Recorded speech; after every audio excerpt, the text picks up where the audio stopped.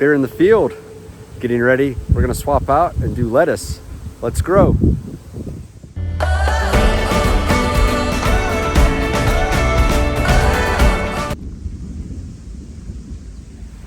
All right, so we're continuing on with our trellising project. So this land right now, we normally can't plant, but we can plant all our vine crops. That's Empalaya, wing bean or garbanzo, and sayote. So all this part that we normally don't plant or you would do other types, we're just taking our bamboo or kawai and we're clearing it out that way. So it's gonna go that way. For our field, the debate's still out whether we're gonna do all Sealy or hot pepper, or we're gonna do lettuce. So let's go take a look and talk Sealy. The greenhouse is producing, they're really big fruit, but they're not as prevalent. I'll show a video of that, of what I mean. They're just, the problem with our greenhouses is they don't ripen fast enough. So it's either sunlight. I'm gonna see, I had them clean the top roof just to make that. So, and they look so nice. These things get bigger and bigger every week, I feel like. So just massive amount of fruit, producing a bucket a week, so 20-liter bucket, and probably have about like 40 to 100 plants somewhere in that area. I know it's a crazy number, 40 to 100, but it really is. And they're actually getting taller each week, so it's crazy. And the massive amount of flower set I see is really good. And it's not even just the flower set. The fact that they're just setting record amount of fruit is just a very good thing to say. So I'll walk over here. I'm just doing my checks fast as I get through this. Haven't been back in a week. Haven't uploaded a video in like 2 weeks. So I figured I would just go through this and then walk through. So the guys have been cleaning, prepping. Roofs look like they need to be pressure washed.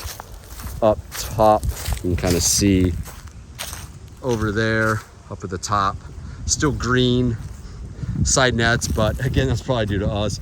Let's take a look at our nursery. Let's see what we got here. Shoot my face. All right, what do we got going on? All right, so we do have Sealy. So these Sealy all germinated. Yay. These are the East-West Superheat. These are the same ones we're growing in the field. So I would say, yeah, it was probably our mixture. Most likely that was probably it. Vermicast is definitely one of the things. Where here you have sporadic. These guys are actually good to transplant. So we might have 2 successions of Sealy. So it looks like both worked. And I like growing them in the 50 cell because you can be a little bit lazier. It costs you a little bit more, but you can get a little bit of yield out of it in terms of time. So you put a better plant. And by yield, I mean, you put a better plant in the field, chances are it's not gonna die, it's just gonna start right away. So here is Pepino. This looks like our Empalaya. So our Empalaya is working. Now, our Empalaya over here in our mixture did not work. I mean, let's just write it off. The Sealy didn't work on our mixture. The Empalaya didn't work on our mixture. So you need Vermicast. Like, I don't like to make absolutes. It's kind of not a good way to lead life. It can't be yes or no. You need Vermicast in your mixture. It has to be there. So if you try to cheat and save cost, do Vermicast. So overall, anyone that I've had Vermicast in, it is sprouting. Now, it could be other methods. I see some younger, there's kind of a little bit of wonkiness in terms of like you see some sprouting, some not sprouting, some that could be, who knows what it could be. It could be temperature because we are getting weird ass temperatures, but overall it's good. But when you actually see the trays done here, most of the tray germinated. And if we would have done 2 seeds per tray, you would have 100% germination rate in the sense that your cells would always have one of the 2 seeds would germinate. So that's really good to see. So we still have some Sealy seeds that we can start planting around the farm. These guys can go out, I can feed them. These guys, before they get root bound, we can start transferring into the field. So I'll have the guys get ready to do that. All right, let's go take a look at where our cucumber is gonna go. Ready, go. Fight through it as I take the phone. All right, let's go walk over here. Let's go see what everybody's up to.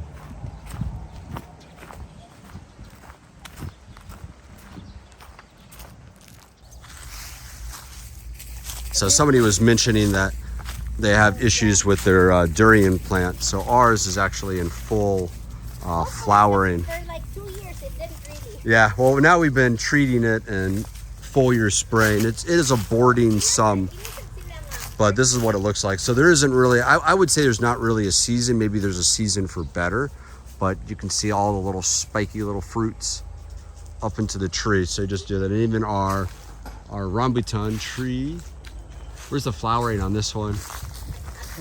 Up at the very top. Ah, there it is. So it is starting to flower. And what we did for this one was Peters, right? Peters 2020. Oh, I think we did, yeah. So we did Peters 2020 about 2 weeks ago. And now that's just your basic fertilizer. And now the trees are starting to do that. I'll have to show you the avocado that we have. We have an avocado tree. So I definitely really do recommend it because something we did either with maintenance, you can see how our clearing projects have been going. We've been really clearing out the trees and then piling them up. The other things that we could do is more chicken dung or manure or any other types of stuff and really get it all clean because we can start planting in between here, in between our rows. So here's gonna be pepino. I'm just changing it up so it's not a salacious crop, it's a cucurbit, just because it'll work. Guys are testing the irrigation now, which reminds me I gotta go check irrigation later, but the guys have been really chopping it down because it might be our summertime here, but it's still very much rainy up here. So the weather's actually been really conducive for us to grow. Let's go take a look at greenhouse one. I'll show you what's going on with that because it's the same old story that we've had now that we've at least have a couple years under our belts. Peppers don't ripen fast in our greenhouse, so they take such a long time to get to market. So when it comes to variety checking, I have to make sure that they ripen. So let's go take a look and check how they're doing.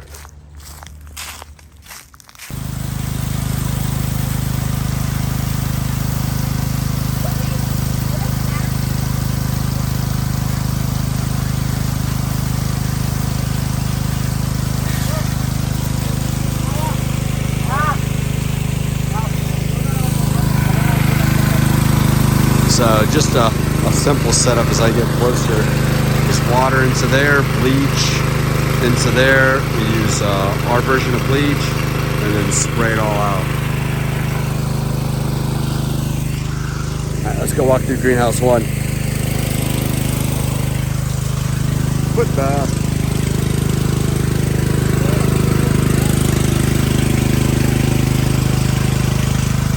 It's beautiful. Look how many flowers are all there. It's beautiful.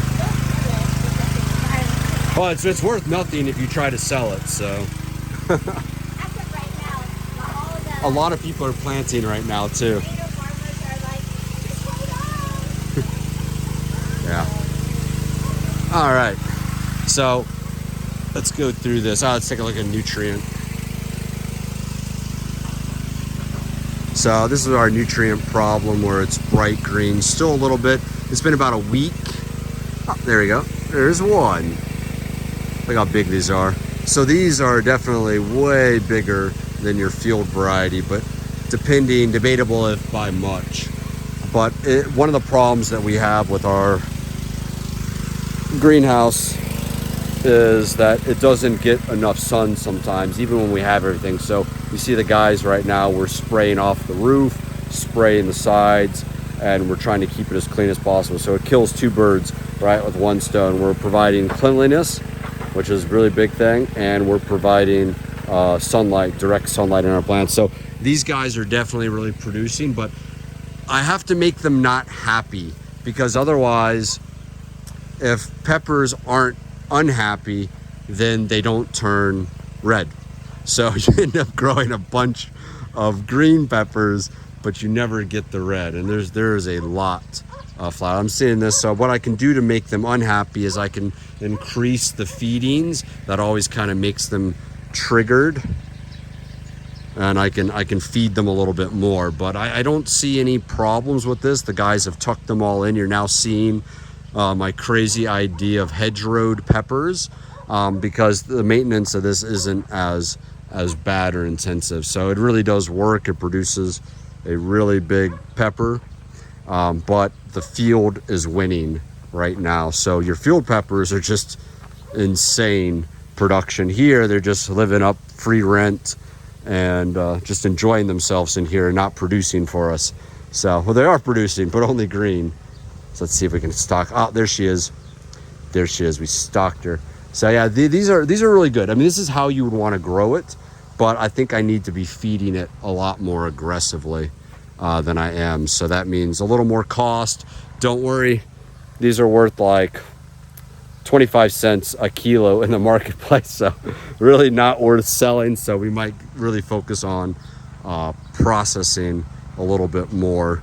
I have a couple projects I'm doing, but really nice looking fruit. This one's kind of wonky here. This is most likely due to me. It could be bug, but I don't see anything that where the bug actually bit in. So I think it's probably just nutrient now, and I'll just start feeding it more. I don't see a lot of flower abortions and dropped on the flower. You can normally see it if you look down into here. You'll see it. I can see a lot of pollination, so like right in there. You can see that there. So it looks like little dead bodies. So I don't see a lot of issues with that. So no worries there. The guys really have done really good maintenance, so I don't really have much. You're kind of checking on like broken branches like this. So broken branches, you're checking for like this where they want to come. So what you do is you just rip it off. You want to catch it smaller rather than later, because you want to make sure that wound right there isn't going to affect the plant, because the smaller wound, this is something that I learned is actually really important. Other things is, if you notice, our drippers are looking kind of cruddy, so we're going to have to set some time to clean those off. I'll assign that for this week task as well, but it's a lot of maintenance. I mean, it looks pretty. It smells like peppers. There's definitely a lot of peppers on the plant, but this is like, I think we're like 130 days now for this. So this is my biggest conundrum when I talk to other growers about greenhouse hot pepper growing, or pepper growing in general, is this place really grows great peppers. It's really good, but they don't turn ripe fast or consistent. So it's definitely something I'm doing, or the temperature. I mean, they're just happy peppers hanging out, but yeah, no worries. Well, sweet. That's pretty much wraps up this week's checks. It's a lot of maintenance. So if you like what you see, hit us with a like, a subscribe, questions, comments down below, critiques, make fun of me, make fun of Trina. You know, you got thick skin, it'll be okay. And then share the video. See you next week.